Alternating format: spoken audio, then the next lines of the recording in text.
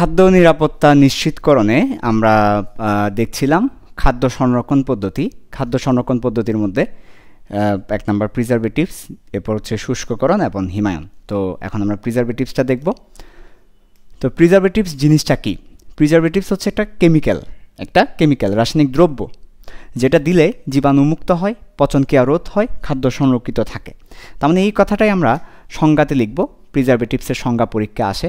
So প্রিজারভেটিভসের সংজ্ঞা আসলে আমরা এই কথাটাই বলবো, খাদ্যকে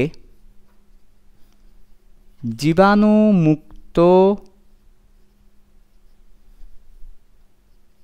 ও পচনক্রিয়া রোধ করে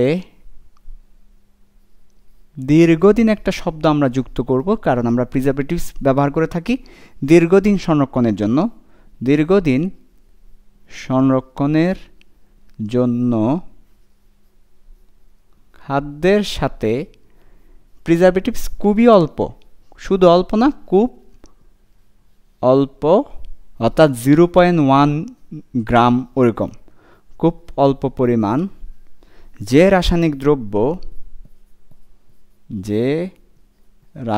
দ্রব্য, তাহলে প্রিজারভেটিভস হচ্ছে একটা কেমিক্যাল, একটা রাসায়নিক দ্রব্য মিশ্রিত করা হয়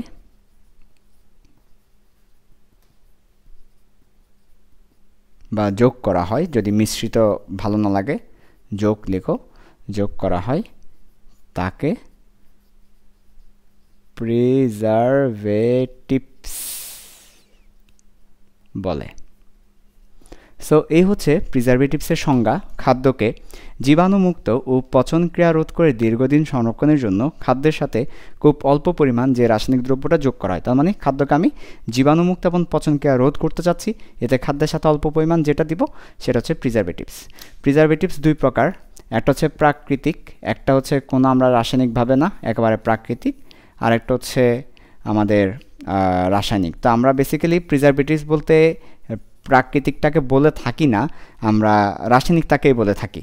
যদিও প্রাকৃতিকভাবেও আমরা অনেক কিছু ব্যবহার করে খাদ্যকে দীর্ঘদিন জীবাণুমুক্ত রেখে সংরক্ষণ করতে পারি, কিন্তু প্রাকৃতিকটাকে জেনারেল সেন্সে আমরা প্রিজারভেটিভস বলি না, আমরা কেমিক্যাল প্রিজারভেটিভসটাকে বলে থাকি। তো একটা হচ্ছে প্রাকৃতিক প্রিজারভেটিভস, আর হচ্ছে রাসায়নিক প্রিজারভেটিভস। তো এখন আমরা দেখব প্রথমে প্রাকৃতিক প্রিজারভেটিভস। প্রাকৃতিক প্রিজারভেটিভস কী কী আছে দেখো, কিভাবে আমরা প্রাকৃতিক উপায়ে, ন্যাচারাল উপায়ে কোনো ধরনের কেমিক্যাল ব্যবহার না করে ন্যাচারালি, প্রাকৃতিকভাবে কিভাবে আমরা খাদ্যকে সংরক্ষণ করতে পারি, কি ব্যবহার করলে খাদ্যকে আমরা জীবাণুমুক্ত রাখতে পারি, ন্যাচারাল প্রিজারভেটিভস। এখন আমরা দেখব ন্যাচারাল প্রিজারভেটিভস, কোনো আর্টিফিশিয়াল কিছু না, এটা আমাদের জানা দরকার, কিভাবে আমরা খাদ্যকে ন্যাচারালি সংরক্ষণ করতে পারি। প্রাকৃতিক প্রিজারভেটিভস, ঠিক আছে, প্রাকৃতিক প্রিজারভেটিভস কি কি আছে, লিস্ট অনেক বড় হবে। হলুদ, রসুন, সরিষার তেল, লবণ, চিনি, আচার, এগুলো হচ্ছে প্রাকৃতিক প্রিজারভেটিভস। আগের দিনে তো এত কেমিক্যাল ছিল না। আগের দিনে মানুষ কি করত? আগের দিনে মানুষ হলুদ ব্যবহার করত। হলুদ হচ্ছে অ্যান্টি অক্সিডেন্ট। অক্সিডেন্ট মানে জারণ বিজারণ করে, যে তার মানে অ্যান্টি অক্সিডেন্ট মানে যে জারণ বিজারণে বাধা দেয়।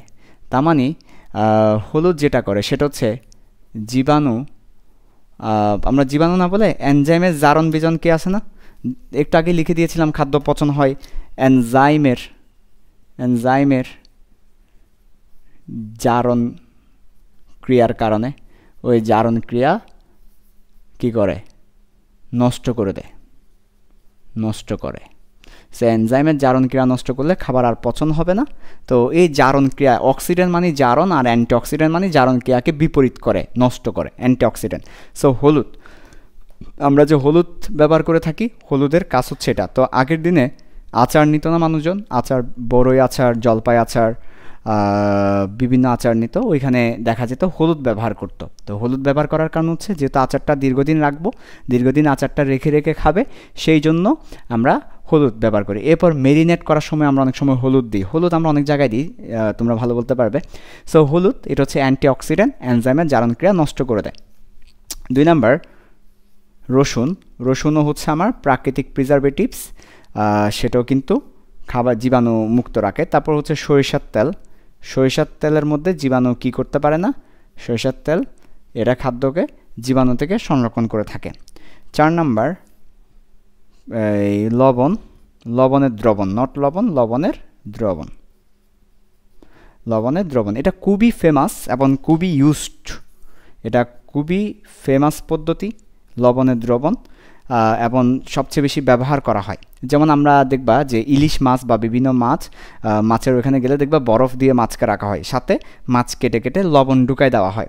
তোমরা যদি সেন্ট মার্টিন বা দ্বীপ অঞ্চলগুলোতে যাও, দ্বীপ অঞ্চলগুলোতে দেখবে যে সাগর থেকে মাছ এনে ওই কেটে কেটে ওইখানে লবণের দ্রবণ দিয়ে রেখে দিয়েছে। লবণ এটা খুবই ফেমাস একটা পদ্ধতি, লবণের মাধ্যমে আমরা খাদ্যকে সংরক্ষণ করতে পারি। তবে এক্ষেত্রে আমাকে সঠিক অনুপাতে দ্রবণটা তৈরি করতে হবে। তো সঠিক অনুপাতটা হচ্ছে এটাকে আমরা কিউরিন বলে থাকি। লবণের এখন লবণ বলতে সোডিয়াম ক্লোরাইড বলতে পারো লবণের। তো সোডিয়াম ক্লোরাইড আমরা যদি লবণ হিসেবে চিন্তা করি, সোডিয়াম ক্লোরাইড এর 7 থেকে 8%, কোথাও কোথাও 15 থেকে 20%ও লেখা আছে, ওটা গাঢ় দ্রবণ। আমরা ওটা নর্মাল না, এটা গাঢ় দ্রবণ। গাঢ় দ্রবণ বললে 15 থেকে 20%, হ্যাঁ গাঢ় দ্রবণ বলে। আর এমনি নর্মালি সোডিয়াম ক্লোরাইডের 7 থেকে 8%, অথবা সোডিয়াম ক্লোরাইড না বলে লবণও বলতে পারে, তাই আমরা এখানে লিখেও রাখলাম লবণ। ঠিক আছে, লবণ সোডিয়াম ক্লোরাইড বলা থাকতে পারে অথবা লবণ বলা থাকতে পারে। লবণে 7 থেকে 8% দ্রবণকে একটা স্পেশাল নামে ডাকা হয়, সেটা হচ্ছে কিউরিন। সেটা বলে কিউরিন বলে। এই কিউরিন ব্যবহার করে আমরা খাদ্যকে সংরক্ষণ করতে পারি। তার মানে লবণের 7 থেকে 8% দ্রবণ দিলেই আমরা খাবারকে সংরক্ষণ করতে পারি, যেটাকে আমরা কিউরিন বলে থাকি। ঠিক আছে, তারপর হচ্ছে চিনির দ্রবণ। আমরা চিনির দ্রবণের মাধ্যমেও, চিনির শিরা বলে এটাকে, সিরাপ বলে, চিনির সিরাপের মাধ্যমে আমরা খাদ্যকে সংরক্ষণ করতে পারি। সেক্ষেত্রে মাথায় রাখবা 60 থেকে 65% চিনির দ্রবণ ব্যবহার করতে হবে। 60 থেকে 65% চিনির দ্রবণ ব্যবহার করতে হবে। 60 থেকে 65% চিনির দ্রবণ ব্যবহার করতে হবে। এই ক্ষেত্রে অসমোসিস পদ্ধতিতে খাদ্য জীবাণু মুক্ত হয়। অসমোসিস পদ্ধতিতে খাদ্য থেকে পানিটা শুষে নেয়, যেমন কিশমিশ। হ্যাঁ, খুব ভালো একটা উদাহরণ হচ্ছে, এটার খুব ভালো একটা উদাহরণ হচ্ছে কিশমিশ, বা এটা আসলে কিশমিশই হবে কিন্তু আমরা কিশমিশ বলে থাকি। কিশমিশ হচ্ছে চিনির দ্রবণের একটা ভালো উদাহরণ। চিনির দ্রবণে যখন আমরা আঙ্গুরকে রেখে দিই, আঙ্গুর অবিশ্রবণ পদ্ধতিতে সেটা কিশমিশ হয়ে যায় এবং অনেকদিন আমরা সংরক্ষণ করতে পারি। দেখো আঙ্গুর কিন্তু গ্রেপ আমরা কিন্তু দীর্ঘদিন রাখতে পারি না, কিন্তু কিশমিশ আমরা অনেক দিন রাখতে পারি, কারণ ওই যে এখানে চিনির দ্রবণ রাখা হয়েছিল।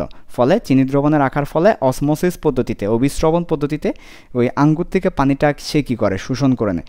ফলে পানি উপস্থিতি কমে যায়, পানি কম থাকলে তো খাদ্য সংরক্ষণ হবে। সো চিনির 60 থেকে 65% দ্রবণ অসমোসিস পদ্ধতিতে এটা সংরক্ষিত হয়। এরপর আরেকটা হচ্ছে আচার তৈরি, যেটাকে পিকলিন বলা হয়। আচার তৈরি, আমরা যে আচার তৈরি করি বিভিন্ন জিনিস মেখে, ওইভাবে আমরা খাদ্যকে সংরক্ষণ করতে পারি। একে পিকলিন বলা হয়। পিকলিন বলা হয়। কি বলা হয়? পিকলিন বলা হয়। পিকলিন, ওকে, পিকলিন বলা হয়। তো পরীক্ষায় কিউরিন, পিকলিন এগুলো আসতে পারে। কিউরিন কি? লবণের 7 থেকে 8% দ্রবণ। আর পিকলিন কি? পিকলিন কোনো দ্রবণ না, পিকলিন হচ্ছে আচার তৈরি করাকে পিকলিন বলা হয়। আচার তৈরি করাকে পিকলিন বলা হয়। সো এইগুলো হচ্ছে ন্যাচারাল প্রিজারভেটিভস। আমরা প্রাকৃতিকভাবে এগুলো ব্যবহারের মাধ্যমে খাদ্যকে সংরক্ষণ করতে পারি। হলুদ, রসুন, সরিষার তেল, লবণের দ্রবণ, চিনির দ্রবণ, আচার তৈরি করে খাদ্যকে সংরক্ষণ করতে পারি। এরপর আছে কেমিক্যাল প্রিজারভেটিভস। আমরা এরপরে লেকচারে কেমিক্যাল প্রিজারভেটিভস নিয়ে আলোচনা করব। কেমিক্যাল প্রিজারভেটিভস কীভাবে খাদ্যকে সংরক্ষণ করে সেটাও বলবো।